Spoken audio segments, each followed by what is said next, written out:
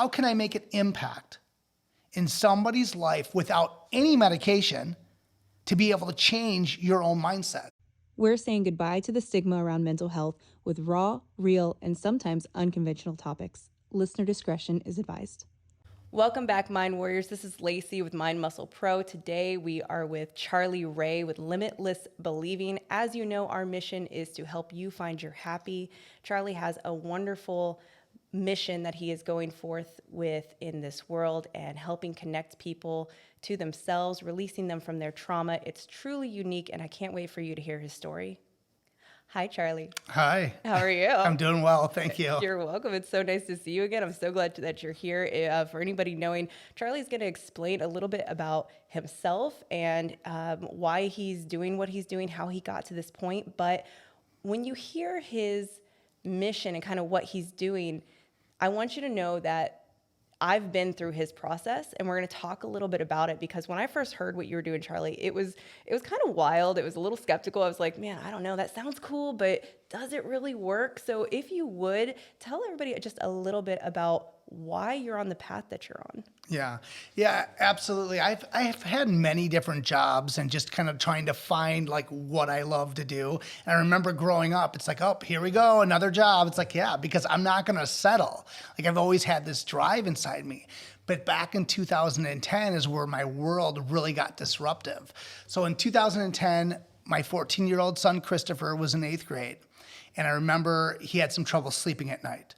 Well, when he was a toddler, he also had trouble sleeping and was put on a prescription sleep medicine.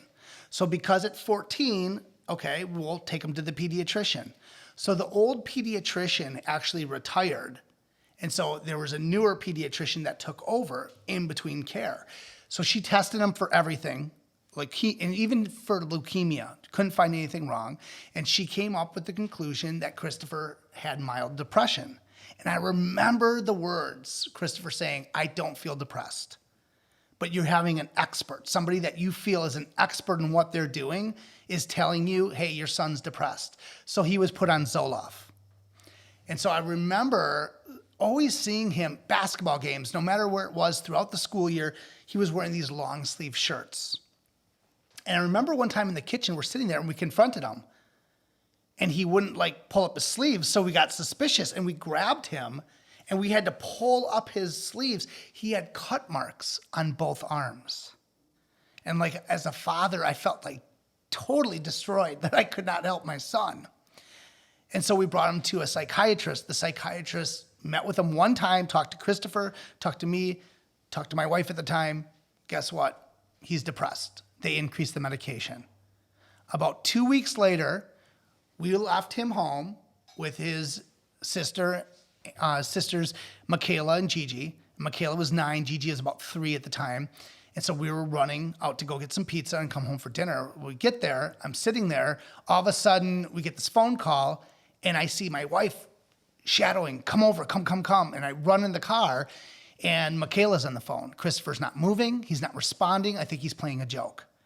And like my heart just sunk. And like I knew something was wrong. I had her call 911 immediately. I raced home through every stop sign, every stoplight. And I remember sitting there, jumping out of the car as the garage door is opening, smelling that burning smell of the brakes. And so Michaela's flagging us into the house. We run down to the basement, and in the laundry room, Christopher had hung himself. And so Michaela, at 9 years old, had to run upstairs and get a knife to cut him down and start CPR. And 911 came. They brought him out to one hospital. We get out there. He was being transported by helicopter out to another hospital. And he was at the local children's hospital. We get out there. The doctors are like, he's very bad. It's not a good situation, but we have to see with time what's going to happen. We get into the room. He's hooked up to, they're breathing for him. And so 3 days go by finally, and there's nothing that they can do. His brain swelled up because of lack of oxygen, and Christopher was pronounced dead.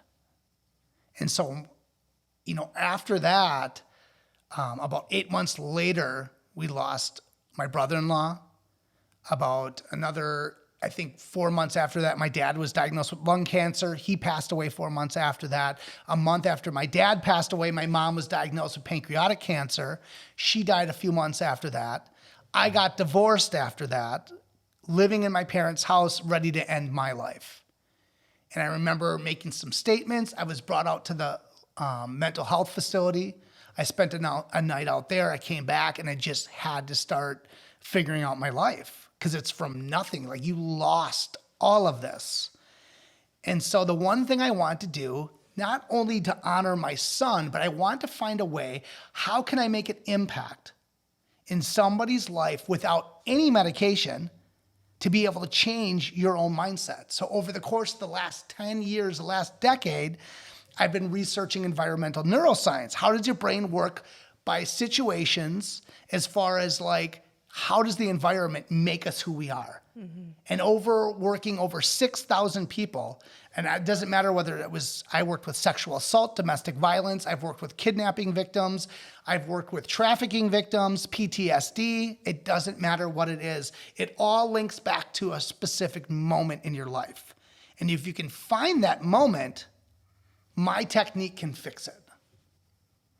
Now, the neuroscience is what I'm saying is so different about your approach versus, everybody hears when we talk mental health, therapy and medication, and medication. That combination, that specific cocktail may work for some folks, but it should, in what we found, be more of a last resort versus trying some more natural routes. And it seems like you're in line with that. So what specifically have you learned on the neuroscience side of things that could help people?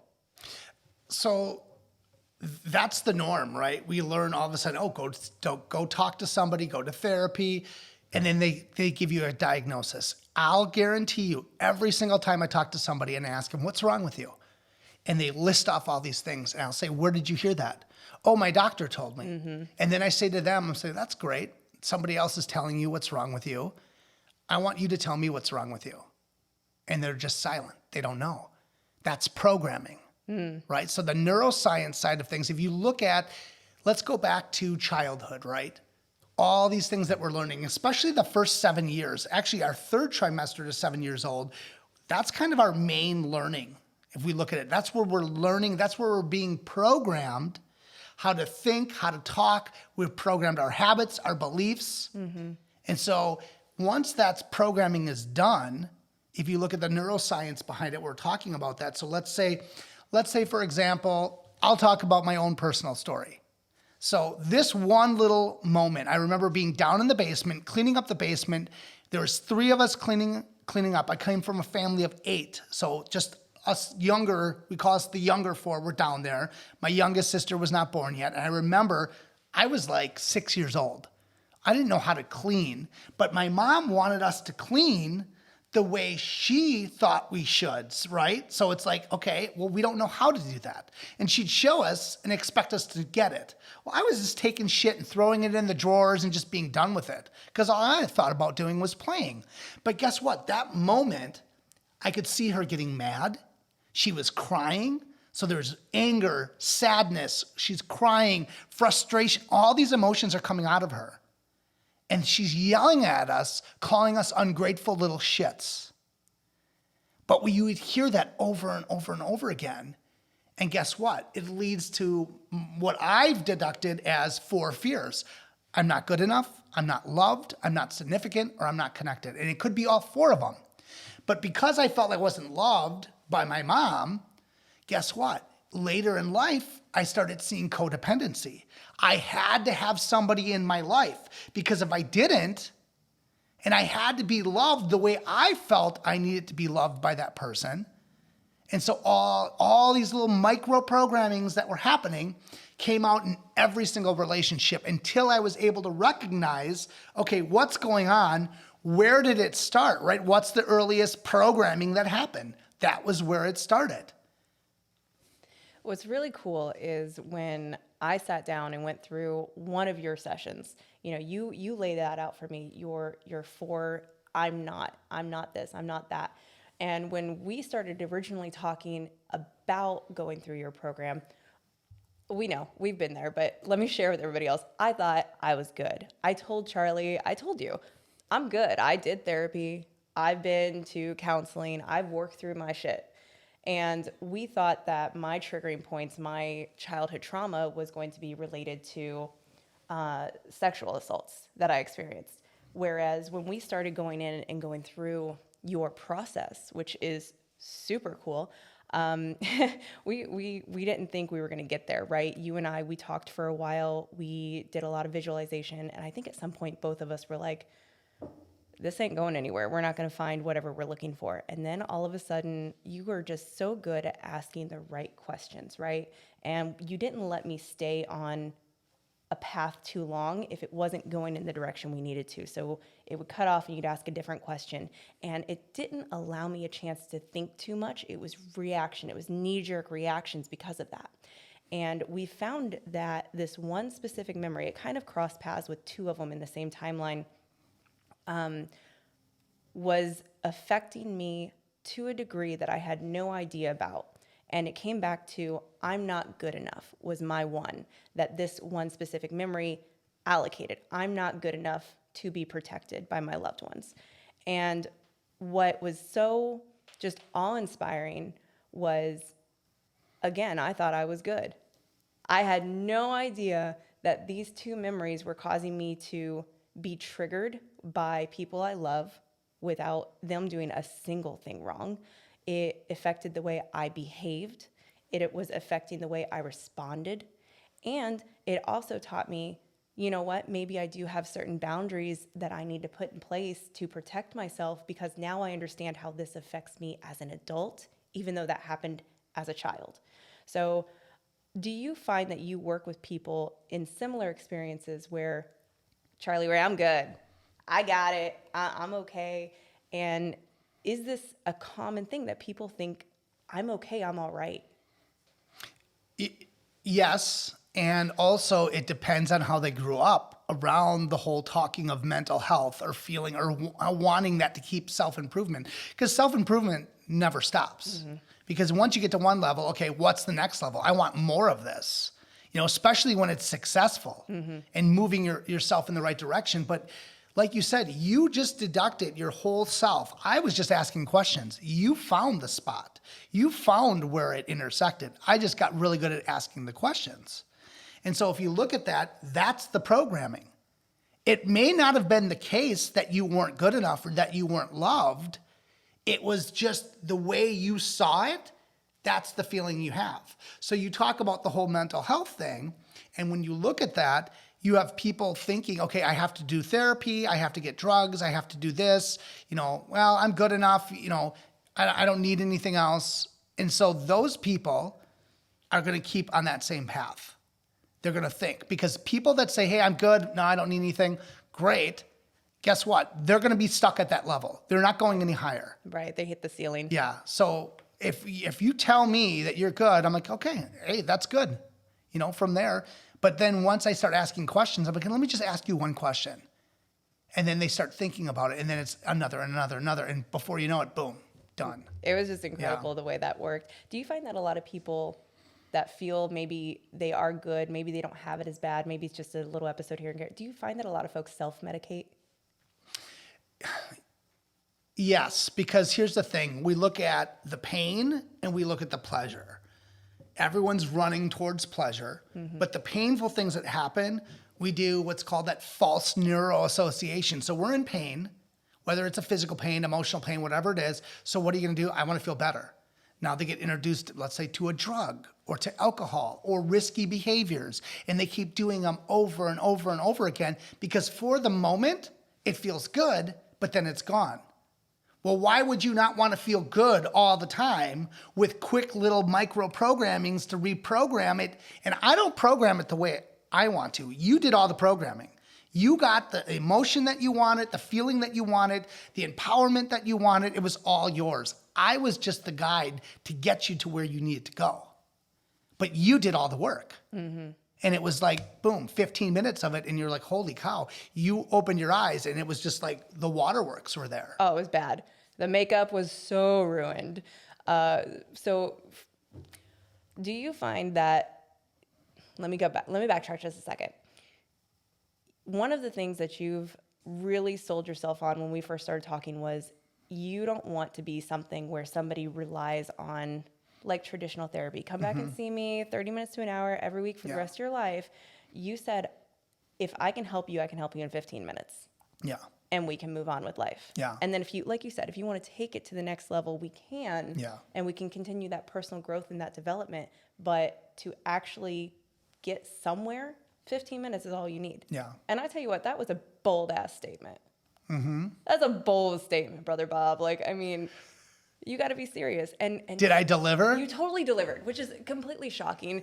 No disrespect, but that's such a statement to say, I can help you get over something that has haunted you for years that you may not even know is bothering you, and I can do it in 15 minutes. To take that a step further on how cool this is, you've said, I can do this on an individual level, or I can do this in a stadium with 10,000 people at one time. Yeah. And what I think pinpoints you and why you can say that is something you've already said is, I'm just asking the right questions. You don't have to give me any personal information. That's one thing you said. You said, Laci, you don't have to give me any personal information. I don't have to verbally share with you some of the things I've been through, which is what traditional therapy teaches us, right? You have to talk about it. I didn't have to do that with you. I could if I chose to.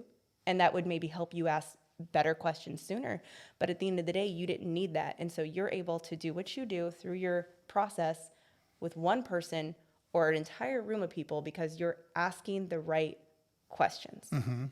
How does that translate for somebody who's saying, you know what, is this something that could work for me? Is there anything that somebody can start doing now, some initial prep work to say, hey, if you respond well to meditation, if you respond well to this, and are there certain things that block people from being able to be a good fit for your process?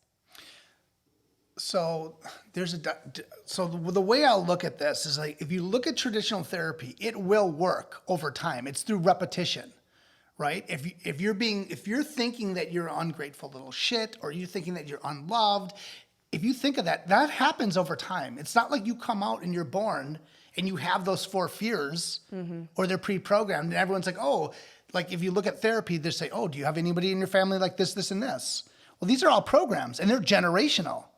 Because if you look at my mom, when she was younger, and why she got that way, is her whole life changed at a young age. Her brother was shot down and killed in World War II.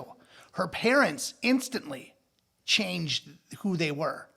So this is being passed down from generation to generation. And so in order to fix it is for that one person to say, hey, look, I'll go to therapy. It may get fixed. How long were you in therapy, if you don't mind me asking? Years. Years. Okay. So here's the thing. You can take years and imagine how much time that's taking away from you to get to where you really want to go, or you may not even know where you want to go. It's like, okay, I took 15 years to do this. Why would you not come in, figure out, okay, if this person really can do this? In fact, I even give a money back guarantee. If you can't see results instantly, I'll give you the money back. And that's a bold statement too, but I already know I can deliver. Yeah. Because I've done it over 6,000 times. I've taken somebody that was a domestic violence victim. In one session, at the time, she was having 6 to 7 episodes per week, on average 20 minutes up to an hour long, where she would curl up in the fetal position, reliving that experience. Oh my gosh. One time, 10 minutes is all it took. She gave me a video testimonial 4 months later. She was having 1, maybe 2 per week, no more than like 2 to 3 minutes long. Progress. Guess what? Now she can do the work. You want to do the work with me? That's great. You don't, and you're at that point where like, okay, I know how to meditate. I know how to do it. Great. If you're not meditating and you don't look at any outside things other than traditional therapy, you might need me a little bit longer until I give you the tools that you need in order to just elevate yourself, and now you go. I don't want you coming back. My model is not to get a revolving door. It's like, oh, what's the lifetime value of a client? Well, hopefully, maybe 15 minutes. Because here's the thing, globally, all the people that are in pain, I have a globe, an entire globe of people to work with. I don't have to focus in one specific area.